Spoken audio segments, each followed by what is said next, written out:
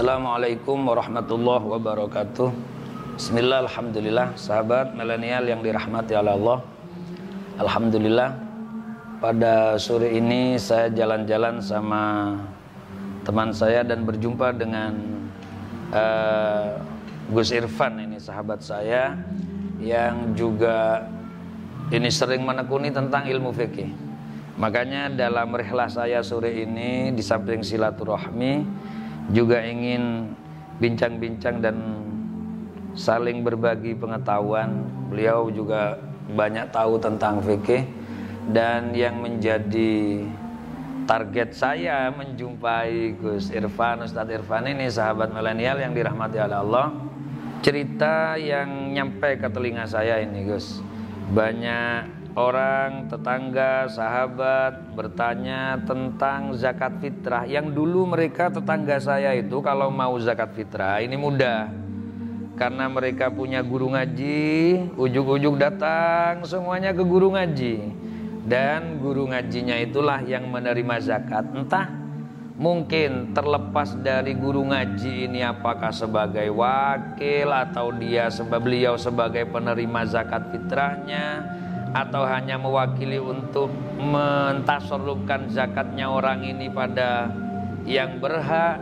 Terlepas dari itu, yang jelas tempo dulu mudah untuk memberikan zakat. Nah, akhir-akhir ini nyampailah kepada saya bertanya, kalau saya sih Gus jawabnya gampang, Ustadz boleh enggak zakat fitrah sama guru ngaji? Boleh, saya bilang gitu, karena di telinga saya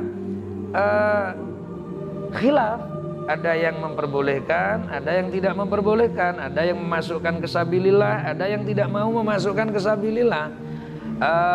Makanya kalau saya gampang saja bilang boleh, boleh. Kenapa?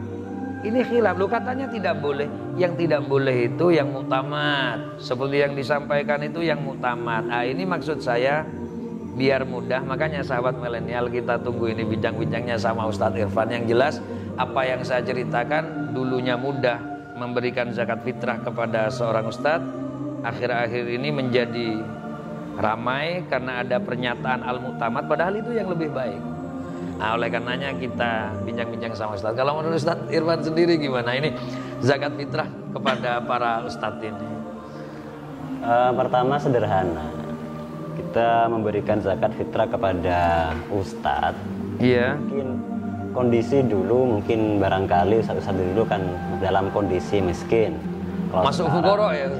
Masuk fukoro. Kalau sekarang sudah ada yang mengatakan sudah kaya-kaya. Saya kira terlepas dari itu semua, ini sudah menjadi perbincangan lama. Bolehkah zakat fitrah ini diberikan, diserahkan kepada ustadz dengan atas nama orang yang fakir?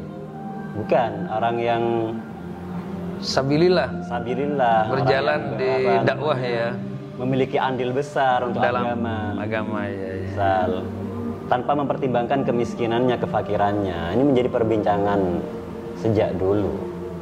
Adapun kalau kita melihat faktor atau sisi kemiskinannya, ya sah-sah saja.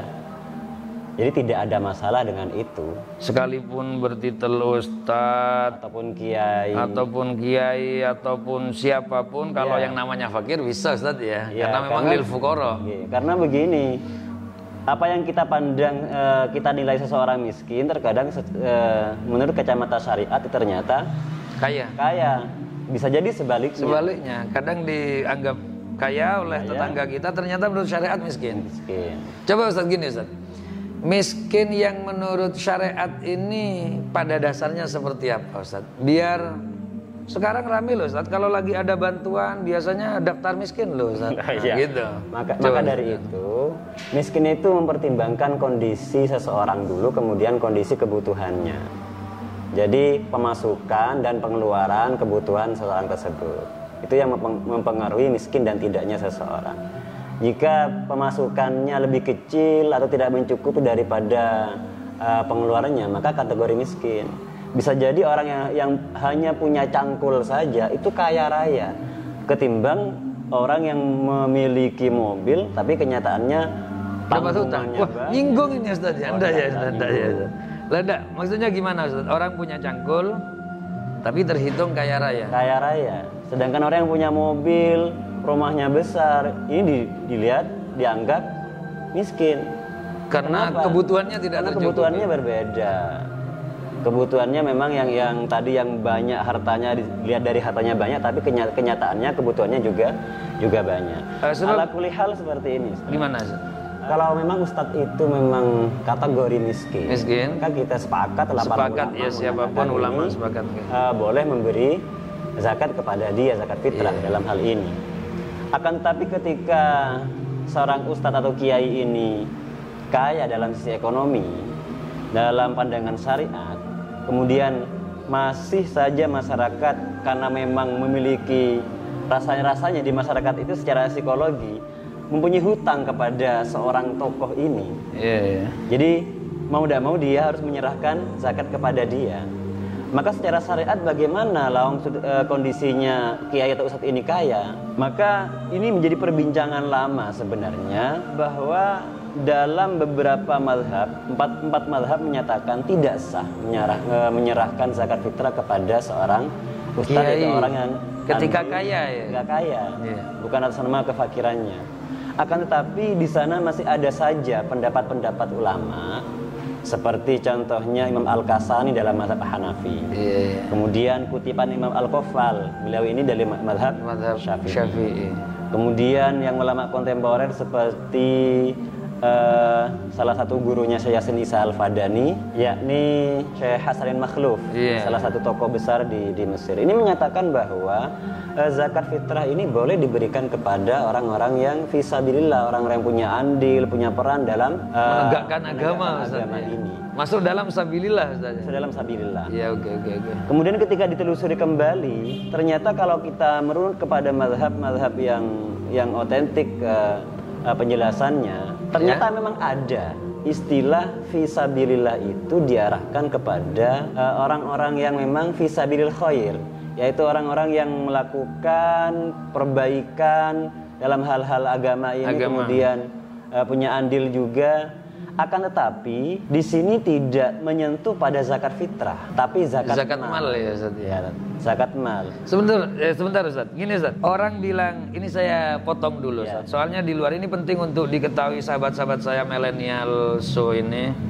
Sahabat milenial ini perlu tahu semuanya, karena ada yang bilang gini, zakat mal ini kalau berbentuk uang, kalau zakat fitrah ini berbentuk beras. Makanya kalau zakat fitrah ini berupa beras kemudian dibentukkan uang, ini namanya zakat mal.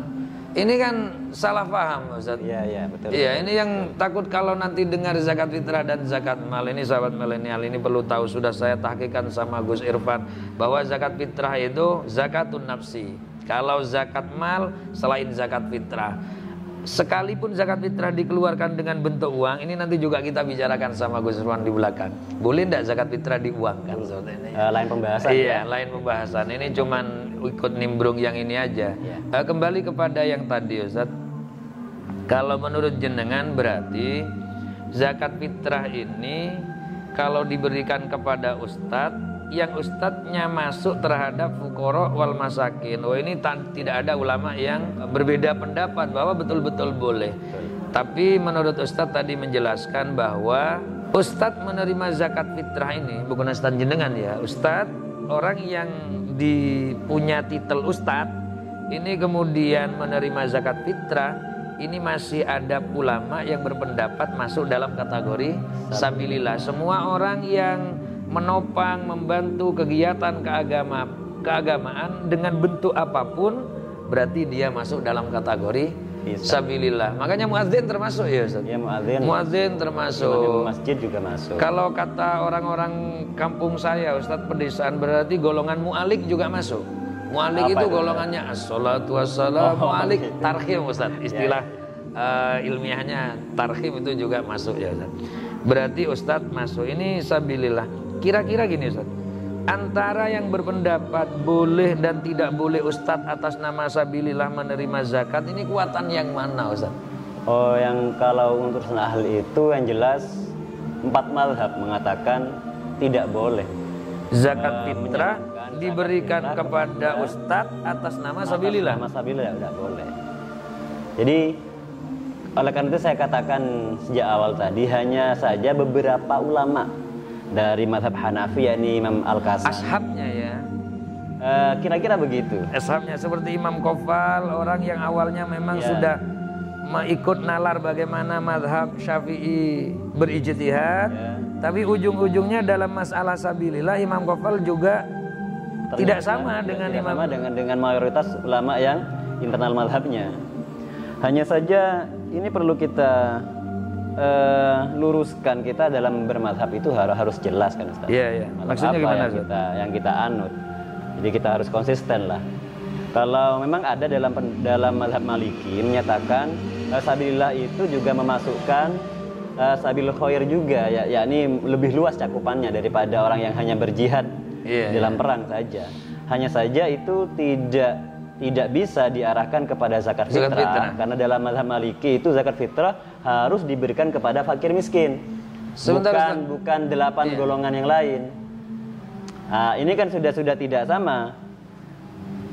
Jadi pengertian sabilillah dalam mazhab Maliki itu cakupannya luas, tapi urusan zakat fitrah ternyata lebih sempit. Dari sini berarti memahami sabilillah ini Ustaz, kalau dalam zakat fitrah tidak berpengaruh apa-apa, karena memang zakat fitrah tidak ada pentasorupan kepada sabilillah. Menurut 4 madhab.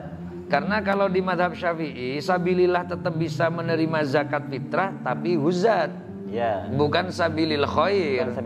Nah, berarti maksudnya sama saja dengan madhab Syafi'i begitu Ustaz. Wah, ini bagaimana Ustaz yang menerima ini berarti ada celah kan? Berarti tetap Ustaz ikut Imam Qofal dari ashab Syafi'iyah, atau sekalipun nyeleneh dari induknya Ustaz? Ada 2 pendekatan dalam hal ini. Yang pertama yang mengikuti pendapat-pendapat tadi, Al-Qofal, Al-Kasani seperti itu ya. Al-Kasani dari mazhab Hanafi. Ya Ustaz. Al-Qofal dari mazhab Syafi'i, kemudian ada lagi gurunya saya Isa Al-Fadani tadi. Pendekatan yang pertama, sekalipun bantahan ulama-ulama sampai saat ini menganggap apa yang dikatakan Imam Qofal, ini sudah tertolak, dibantah habis-habisan. Kemudian ada pendekatan yang kedua, yakni talfik. Talfik ini mengakomodir 2 mazhab, mengambil 2 mazhab yang berbeda, kemudian kita jalankan yang bersama-sama. Sebenarnya talfik ini tidak boleh sebenarnya. Talfik tidak boleh ya Ustaz? Tidak boleh. Tapi kan tidak boleh kalau tatabu'ur rukhas Ustaz. Dalam mazhab Maliki boleh. Sekalipun tatabu'ur rukhas boleh. Wah, ini Ustaz, pendapatnya jenengan yang seperti ini perlu saya dengar semua ini. Sahabat milenial yang dirahmati oleh Allah. Ini berarti sudah ada titik terang jelasnya kalau kita mendengar ada Ustadz menerima atas nama sabilillah, berarti Ustadz Irfan juga menyampaikan itu berarti mengikuti pendapatnya Imam Qofal atau dari ashabnya Imam Hanafi tadi, Imam Al-Kasani tadi. Iya, itu menjadi pijakannya. Atau dengan cara yang kedua, talfek. Talfek ini para sahabat milenial yang dirahmati oleh Allah, talfek ini menggabungkan 2 madhab dalam satu bentuk keputusan hukum, satu qadiyah, satu bentuk keputusan hukum, tapi tidak diakui kalau satu persatu. Ini jadi ambil dari ini talfek ini. Kalau Ustaz wudhu mungkin ya. Ya, bab wudhu misalkan wudhunya ikut madhab Syafi'i, batalnya ikut madhab Hanafi misalkan. Ini kan tidak sama. Menurut Imam Syafi'i menyentuh perempuan yang bukan mahramnya batal, Imam Hanafi tidak batal. Berarti ini dalam wudhu kok ikut 2 prosedur. Teorinya Imam Syafi'i dengan teorinya Imam Hanafi, ini namanya talfek. Nah, dalam bab penerimaan zakat bagi ustadz, untuk bisanya boleh masuk ke dalam lingkupnya sabilillah, fitrah ya. Dalam zakat fitrah, menerima zakat fitrah ustadz atas nama sabilillah, apakah boleh? Bolehnya kalau ikut pendapatnya Imam Qofal ataupun dari ashab Imam Hanafi. Yang kedua dengan cara talfek. Talfek ini bagaimana? Madhab Syafi'i memasukkan sabilillah dalam penerima zakat fitrah. Ya, betul. Sekalipun menurut Imam Syafi'i sabilillah ini murni para pembela agama dengan perang. Perang saja ya. Sementara sabilillah ternyata oleh mazhab Maliki diartikan sabilil khair. Berarti semua yang membantu tentang keagamaan. Tapi Imam Maliki sendiri tidak memasukkan sabilillah dalam penerima zakat fitrah. Berarti dalam bab zakat fitrah sabilillah ini ikut Imam Syafi'i, pengertian sabilillah kepada sabilillah khair ikut Imam Maliki. Masya Allah ini Ustaz, ini wujul khair ini untuk tetap dan tidak ada pertikaian Ustaz. Talfik ini penilaian 4 mazhab, ini talfik hal seperti ini tidak boleh. Jadi menggabungkan 2 mazhab tidak boleh. Tidak boleh, talfik kecuali tidak boleh. Dalam mazhab Maliki boleh dalam urusan ibadah saja. Ibadah. Kalau urusan ibadah tatabu urus mafi muskilah, Ustaz. Enggak apa-apa. Mafi muskilah juga. Waduh, Masya Allah ini. Intinya para sahabat milenial, hukum fikih ada perbedaan di antara madhab. Kita sudah tahu ikhtilafu ummati rahmatun, sabda Rasulullah. Perbedaan antar madhab, antar mujtahid, antar ulama adalah rahmah bagi kita yang mau mengikutinya. Makanya dengan adanya tahu perbedaan semacam ini, kita jangan bertengkar. Ini Ustadz ini juga menyarankan bahwa kita tetap ikut yang muktamad. Sebisa mungkin usaha jangan intiqalul madhab. Tapi kalau ada orang lain mengikuti pendapat-pendapat, selagi ada qail dari ashab mujtahid yang 4, biarkanlah itu sebagai perbedaan, bukan untuk menjadi pertikaian. Inilah para sahabat milenial, insya Allah dari pernyataan dan ngobrol ini, sekalipun ini obrolan saya pertama dengan Ustadz Irfan Hasani, ini pertama ngobrol dengan cara seperti ini, mungkin akan berlanjut ke belakang. Kita perlu ngobrol banyak, dan sahabat-sahabat milenial boleh mengajukan apa yang mau dibahas kepada tim milenial show nanti. Ini yang jelas tentang zakat fitrah sudah selesai, berhenti, jangan bertengkar lagi. Mau ada yang mengatakan tidak sah dan mau ada yang mengatakan sah, biarlah mau ikut yang siapa. Yang jelas al-mu'tamad yang terbaik, bahwa Ustadz kalau sudah kaya tidak sah menerima zakat fitrah atas nama sabilil khair, atas nama sabilillah, sekalipun masih ada ulama yang memperkenankan. Ini namanya khilafiyah. Semoga mendapat kemanfaatan dari obrolan ini. Mohon maaf Ustadz, mungkin cukup sekian. Inilah sahabat milenial yang dirahmati Allah. Wassalamualaikum warahmatullahi wabarakatuh.